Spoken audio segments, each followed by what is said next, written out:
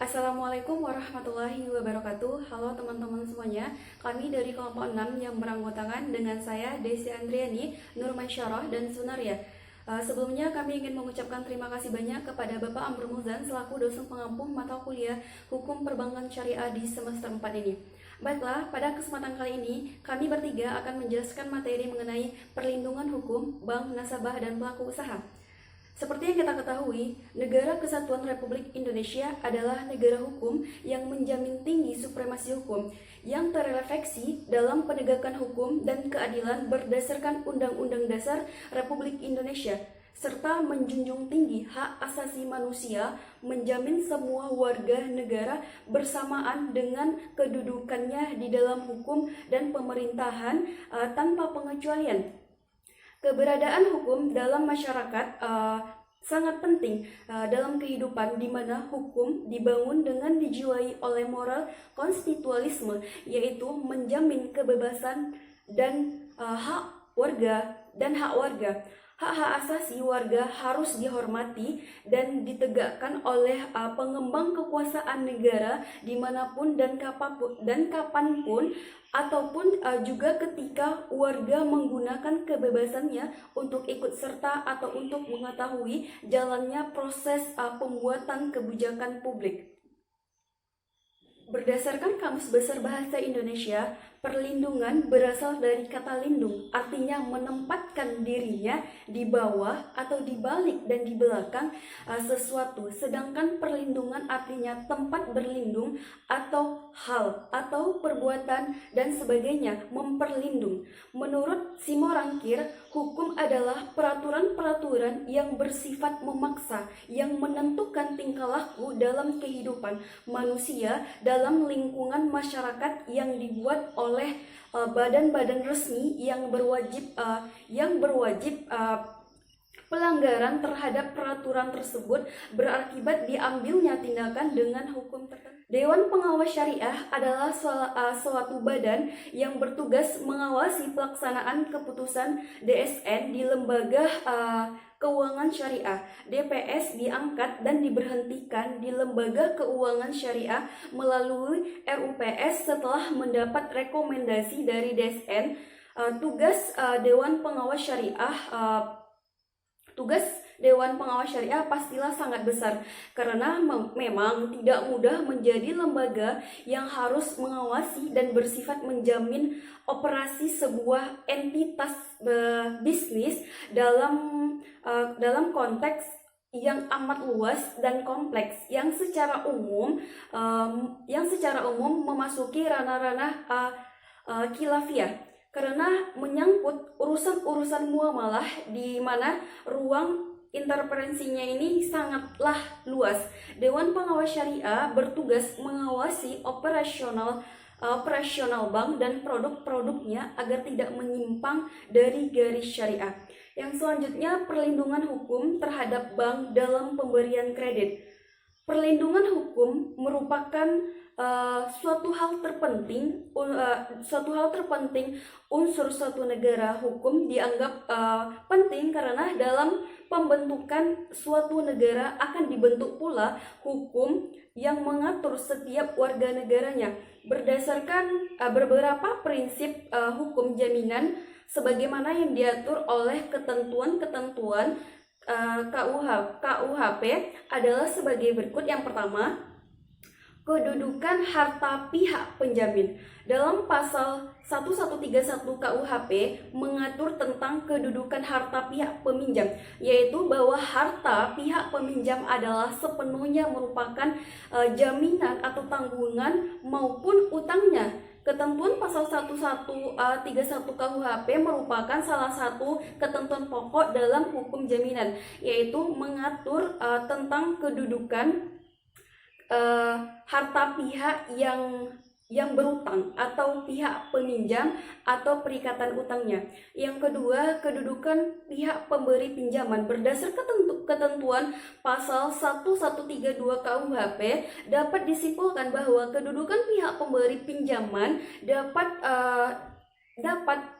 disimpulkan bahwa kedudukan pihak pemberi pinjaman dapat membedakan atas dua golongan, yaitu yang mempunyai kedudukan berimbang sesuai dengan piutang masing-masing dan yang mempunyai kedudukan didahulukan dari pihak pemberi pinjaman yang lain berdasarkan suatu peraturan perundang-undangan. Baiklah, demikian penyampaian materi dari saya. Selanjutnya akan dilanjutkan oleh teman saya. Perkenalkan, nama saya Nurman Syarah. Saya akan menjelaskan materi selanjutnya, yaitu mengenai pelaku usaha. Yang A, hak pelaku usaha. Hak yang pertama, hak menerima pembayaran yang sesuai dengan kesepakatan mengenai kondisi dan nilai tukar barang dan jasa yang diperdagangkan. Yang kedua, hak untuk mendapatkan perlindungan hukum dari tindakan konsumen yang beritikat tidak baik. Yang ketiga, hak untuk melakukan pembelaan diri sepatutnya di dalam penyelesaian hukum sengketa konsumen. Yang keempat, hak untuk rehabilitasi nama baik apabila terbukti secara hukum bahwa kerugian konsumen tidak diakibatkan oleh barang dan jasa yang diperdagangkan. Yang kelima, hak-hak yang diatur dalam ketentuan peraturan perundang-undangan lainnya. Yang B, kewajiban pelaku usaha. Yang pertama, beritikat baik dalam kegiatan usahanya. Yang kedua, memberikan informasi yang benar, jelas, dan jujur mengenai kondisi dan jaminan barang dan atau jasa serta memberi penjelasan penggunaan, perbaikan, dan pemeliharaan. Ketiga, memperlakukan atau melayani konsumen secara benar dan jujur serta tidak diskriminatif. Yang keempat, menjamin mutu barang dan jasa yang diproduksi dan atau diperdagangkan berdasarkan ketentuan standar mutu barang dan jasa yang berlaku.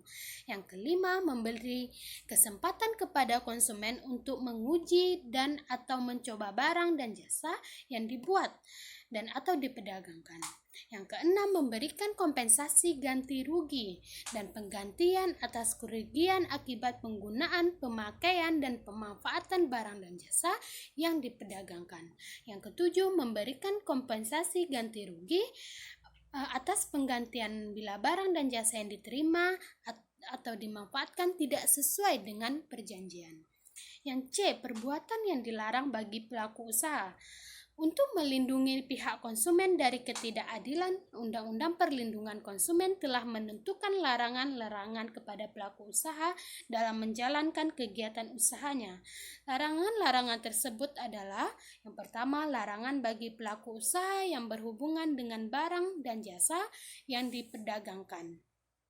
Yang kedua, larangan bagi pelaku usaha yang berhubungan dengan kegiatan menawarkan, mempromosikan, mengiklankan suatu barang dan jasa secara tidak benar. Yang ketiga, larangan bagi pelaku usaha yang berhubungan dengan kegiatan menawarkan, mempromosikan, mengiklankan dan suatu barang atau jasa tidak benar atau menyesatkan mengenai harga dan tarif suatu barang ataupun kegunaan suatu barang dan jasa. Yang keempat yaitu larangan bagi pelaku usaha yang berhubungan dengan kegiatan menawarkan dengan cara paksa dan larangan-larangan pelaku usaha lainnya. Baiklah, selanjutnya akan dijelaskan oleh rekan saya yaitu Sunaria. Pelindungan hukum bagi nasabah. Dalam Peraturan Bank Indonesia Nomor 77 BFBI 2005 Nomor 1010 PBI 2018 tentang penyelesaian pengaduan nasabah pasal 1 angka 2 yang dimaksud dengan nasabah atau mitra adalah pihak yang menggunakan jasa bank, termasuk pihak yang tidak memiliki rekening namun memanfaatkan jasa bank untuk melakukan transaksi keuangan.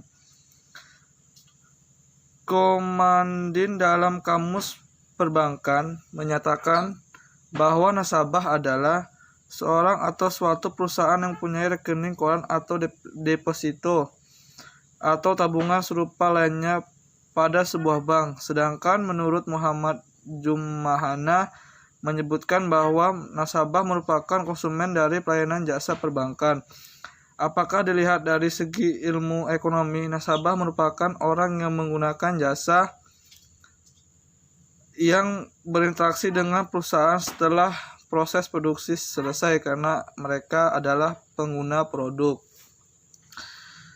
Menggunakan produk atau jasa, seorang bisa disebut nasabah tanpa perlu membeli produk atau jasa melakukan cukup hanya konsumen atau menggunakan produk atau jasa tersebut. Nasabah dari segi ekonomi dapat dibedakan menjadi dua di kelompok, yaitu yang pertama nasabah internal. Nasabah internal atau konsumen internal adalah orang yang terlibat dalam proses penyediaan jasa atau proses produksi barang. Sejak dari perencanaan, penciptaan jasa atau pembuatan barang sampai dengan pemasaran dan penjualan dan pengadministrasian. Mereka itu antara lain adalah jajaran, direksi, manajer, pimpinan bagian, pimpinan seksi, penyelesaian, dan para pegawai organisasi konvensional, perusahaan, mengurus dan pegawai organisasi non-konvensional, pegawai pada internal pemerintah. Yang kedua, nasabah eksternal. Nasabah eksternal atau konsumen eksternal adalah semua orang yang berada di luar organisasi komersil atau organisasi non-komersil yang menerima layanan penyerahan barang atau jasa dari organisasi perusahaan. Apabila ditinjau dari sisi kegiatan konvensi dan non-konvensi, nasabah eksternal tersebut dapat dibedakan menjadi dua kelompok, yaitu yang pertama, kelompok nasabah dalam kegiatan konvensi penerimaan layanan yang termasuk kelompok nasabah dalam kegiatan konvensional. Yang kedua, kelompok nasabah dalam kegiatan non-konvensi penerimaan layanan yang termasuk kelompok nasabah kegiatan non-konvensi dalam mereka yang menerima layanan dan penyediaan layanan non-konvensi yang sifat layaknya cuma-cuma dan dapat mengeluarkan pembayaran yang sepadan dengan manfaat dan diperolehnya. Baiklah, hanya itu saja makalah yang bisa saya sampaikan. Lebih dan kurang saya mohon maaf. Saya ucapkan Assalamualaikum warahmatullahi wabarakatuh. Layanan yang termasuk kelompok nasabah dalam kegiatan konvensional. Yang kedua, kelompok nasabah dalam kegiatan non-konvensi penerimaan layanan yang termasuk kelompok nasabah kegiatan non-konvensi dalam mereka yang menerima layanan dan penyediaan layanan non-konvensi yang sifat layaknya cuma-cuma dan dapat mengeluarkan pembayaran yang sepadan dengan manfaat dan diperolehnya. Baiklah, hanya itu saja makalah yang bisa saya sampaikan. Lebih dan kurang saya mohon maaf. Saya ucapkan Assalamualaikum warahmatullahi wabarakatuh.